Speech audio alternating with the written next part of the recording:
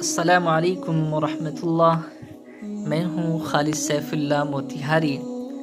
آج کی ویڈیو میں ہم انسانیت کے محسن نبی پاک صلی اللہ علیہ وسلم کی زندگی کے ایک اور روشن پہلو پر بات کریں گے۔ آج کی قسط کا عنوان ہے صداقت کا آئینہ۔ سیرت مصطفیٰ کے مسافروں، آئیے سیرت کے اس نازک اور معنی خیز مرحلے کو سمجھنے کی کوشش کرتے ہیں۔ مکہ کی گلیاں اب تنگ نہیں لگتی تھیں، کیونکہ ان میں ایک ایسی ہستی چلتی تھی جس کے قدموں پر روشنی پھیلتی تھی۔ سورج اپنی پوری آب و تاب سے چمکتا اور صحرا کی ریت اس کی تپش سے دہکتی، مگر محمد صلی اللہ علیہ وسلم کے چہرے پر ایک عجیب سا ٹھنڈک اور سکون رقص کرتا تھا۔ وہ اب جواں ہو چکے تھے، ایک ایسا جوان جس کے قد میں عاجزی تھی، چال میں وقار تھا اور نگاہوں میں وہ گہرائی جو دلوں کے بھید کھول دیتی تھی۔ مکہ کے بازاروں میں جہاں سوداگر اپنی آوازوں سے فضا کو بھر دیتے تھے، وہاں ان کا گزر ایک خاموش طوفان کی مانند تھا جو بغیر شور کے سب کچھ بدل دیتا تھا۔ ابو طالب کے گھر میں غربت اپنا ڈیرا جمائے بیٹھی تھی، مگر محمد صلی اللہ علیہ وسلم کے ہاتھوں میں محنت کی وہ دولت تھی جو ریت کو سونا بنا دیتی تھی۔ وہ اپنے چچا کے ساتھ تجارت کے سفر پر نکلتے، شام کے بازاروں تک کا سفر طے کرتے اور جہاں جاتے وہاں صداقت کا پرچم لہراتے۔ ان کی زبان سے کبھی جھوٹ نہ پھوٹا اور ان کے ہاتھوں سے کبھی خیانت نہ ہوئی۔ سوداگر ان کی طرف دیکھتے اور حیران ہوتے کہ یہ کون سا انسان ہے جو لین دین میں بھی رحمت بانٹتا ہے۔ ان کی امانت داری ایسی تھی کہ مکہ کے لوگ ان کے پاس اپنی قیمتی چیزیں رکھواتے، اور ان کی سچائی ایسی کہ دشمن بھی ان پر بھروسہ کرتے۔ صادق اور امین، یہ دو لقب ان کے نام کے ساتھ جڑ گئے جیسے چاند کے ساتھ اس کی چاندنی۔ ایک دن مکہ کے سرداروں کے درمیان تنازع اٹھا۔ کعبہ کی مرمت ہو رہی تھی اور حجر اسود کو اس کی جگہ رکھنے کی باری آئی۔ ہر قبیلہ یہ شرف حاصل کرنا چاہتا تھا اور تلواریں نیام سے نکلنے کو تیار تھیں۔ خون کی بو فضا میں پھیلنے لگی، مگر پھر کسی نے کہا، چلو اسے بلاتے ہیں جو صادق و امین ہے۔ محمد صلی اللہ علیہ وسلم آئے۔ ان کے چہرے پر وہی سکون تھا جو طوفان کو بھی تھام لیتا تھا۔ انہوں نے ایک چادر مانگی، حجر اسود کو اس پر رکھا اور ہر قبیلے کے سردار کو چادر کا کنارہ پکڑنے کو کہا۔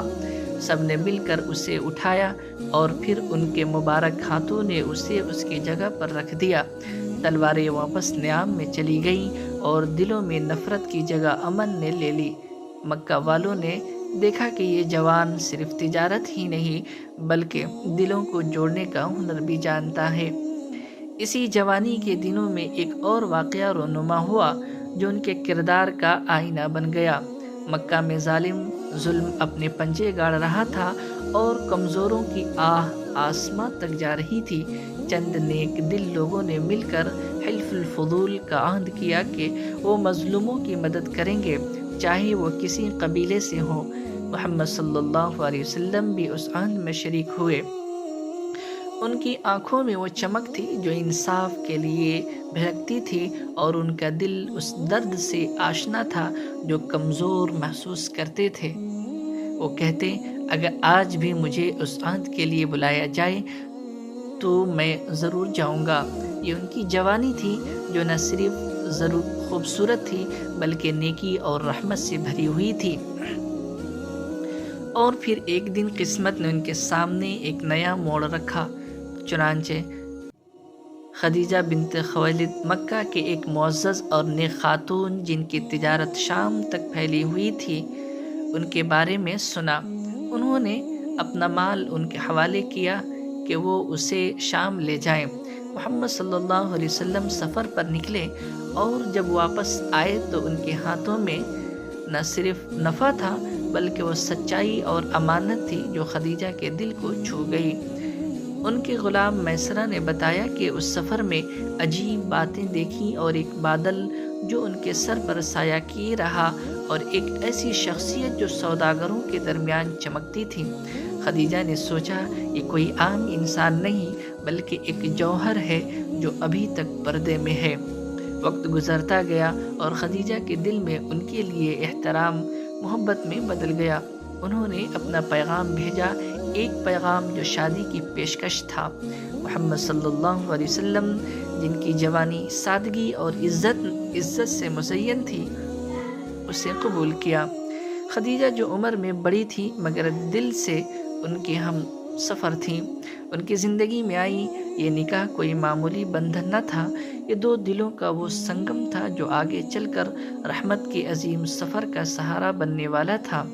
مکہ کے بازاروں میں اب ان کی آواز گونجتی تھی، ان کی سچائی چھائی تھی اور ان کا کردار ایک آئینہ بن گیا تھا جس میں ہر کوئی اپنی خامیوں کو دیکھ سکتا تھا۔ وہ جوان جو غربت میں پلے اب عزت کی چوٹی پر کھڑا تھا، ان کی جوانی پوری انسانیت کے لیے ایک مشعل بن گئی، ایک ایسی مشعل جو صداقت اور امانت کی روشنی سے منور تھی اور جو آگے چل کر دنیا کو راہ دکھانے والی تھی۔ عاشقان رسول، یہاں آج کی قسط اپنے اختتام کو پہنچتی ہے۔ اگلی قسط میں ہم اسی سلسلے کو آگے بڑھائیں گے ایک نئے عنوان اور ایک نئے پہلو کے ساتھ۔ تب تک اجازت دیجیے، ملتے ہیں اگلی ویڈیو میں۔ خدا حافظ۔